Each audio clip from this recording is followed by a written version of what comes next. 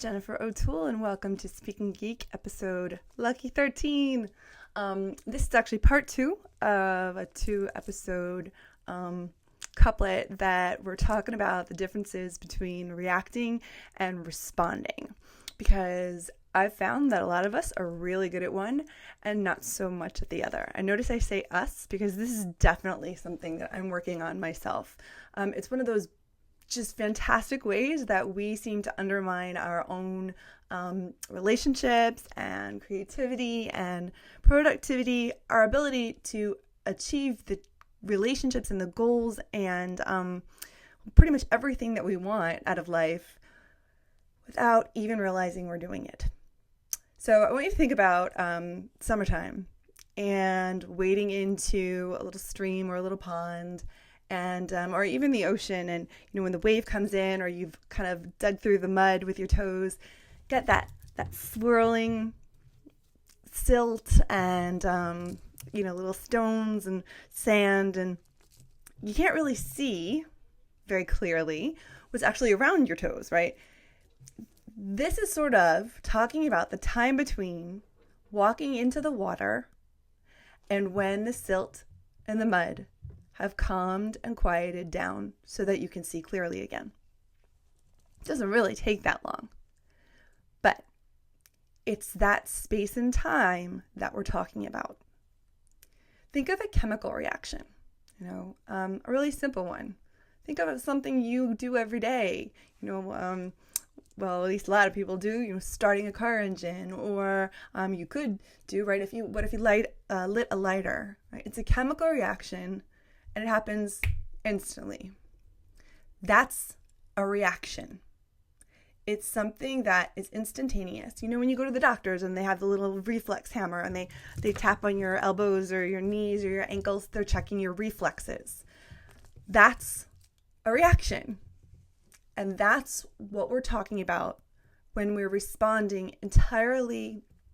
I love the word visceral, and that's really what it is. It's without any thought. It's without premeditation. It's not intended to be, it's not really intended at all, actually. That's sort of the thing. There's no intention behind it. Although on the receiving end, boy, does it feel that way. What it is our walking into the water and deciding we can see exactly what's there instantly before the silt and mud have settled. And generally, that happens when we are triggered by something that is particularly meaningful to us, a particular hurt or openness or wound or remembrance, something that feels really charged to us. One of the things that I've said before is that criticism, for instance, if it doesn't ring a bell at all, it's not going to upset you, right? If you go up to a short person or a tall person and you make fun of them for being really short, they're going to just look at you with befuddlement, not with hurt, because it doesn't even make sense. Generally, the things that irk us the most are the ones that we've that actually hit closest to home, and that might have some element of truth, either in our intention, our state of thought, or in our histories. So I want you to think of something that, we talked about last time in the last episode, to think of something, an event that you felt triggered. And a lot of times the trigger means it's something that has happened, that someone has said, that is grating on sort of that little voice that's in your head that's saying, without you even realizing it, you're unlovable, or you're no good at things, or you're really weak, or you're such a pain, or no one wants you. Any of those things, that devil voice, right? We have the little angel and the little devil. This is the devil voice that's in there, and it's out there to undermine you. And here's the thing. Every day we are concurrently, we are fighting to prove it right and to prove it wrong. And we tend to go overboard in how we are reacting. That's the trigger. When we feel triggered, when you feel that instant visceral must respond now adrenaline, that's telling you you have been triggered right now. That little voice has been tripped, like a tripwire, yeah? And it's either saying, see, told ya. Or you're saying, see, I'm gonna prove it wrong right now. I'm gonna prove it wrong. In some way, your deepest self in that moment is being tapped in not a good way. And the thing is, it doesn't have to be something really powerful. I mean, it can be, something in traffic. It doesn't have to be some huge life moment that's triggered you. But you can tell by the reaction. Whenever you react more strongly than either you would like or than others expect, it's time to look back. And it's time to think, okay, first, I'm having a reaction. This is a reflex. This is not a response. If you think about it, nobody says a chemical response. They say chemical reaction because there doesn't have to be any thought involved. A response, however, is something that you could give in a debate or in an answer to a question that, in writing or to a letter. A response requires thought. The first thing you do, step one, you take a deep breath. I know it sounds hokey, but I'm really serious. It has a physiological impact on your body. Take a deep breath. And then you ask yourself, okay, am I seeing this moment for what it is, or am I taking it totally out of context? Somebody dropped something that you care about, and you're freaking out at them, or you're responding to a text, or writing a text before you're really even thinking about it, and you didn't mean to, you didn't want to, for whatever reason. Are you responding to whatever it was right in the moment? A song made you think of something, or a letter made you think of something, or the person dropped your item, or are you really more reacting to a deeper feeling? A feeling that says, see, you're going to be lonely, or there's no hope, or you're not wanted, or what's important to you doesn't matter.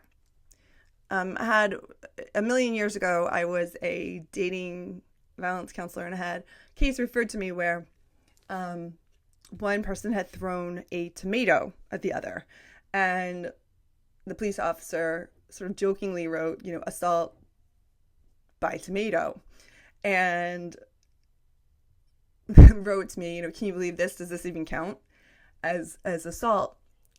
It wasn't about the tomato. And you're not getting mad about the thing that broke, and you're not texting back or texting because of a lack of control or because of a song or a lack of a song. It's because there's so much behind it that you're letting it compel you forward. Like somebody in a line literally pushing you forward, and you're not taking any control as to where you're going. So, is this a tomato? Is it really about the tomato? Probably not. Take a breath. Think about the moment. What's happening? Let the silt settle a little bit. Think about the kind of person you want to be. Envision that. And say to yourself, okay,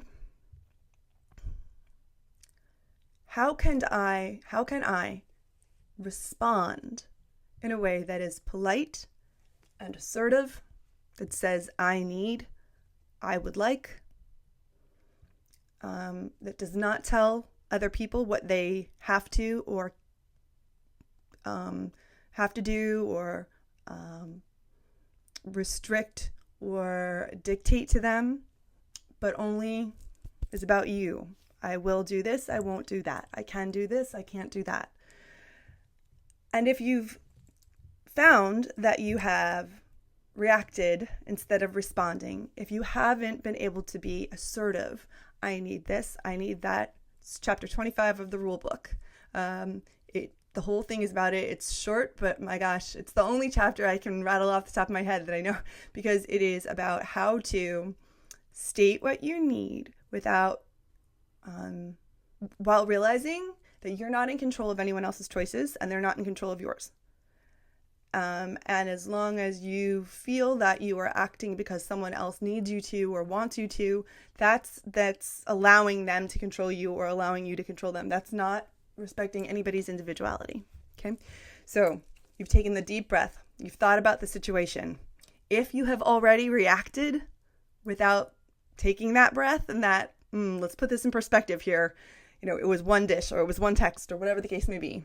If you have, then the next thing is to think about, okay, if I had to put myself in the place of the other person, which for some of us can be very hard.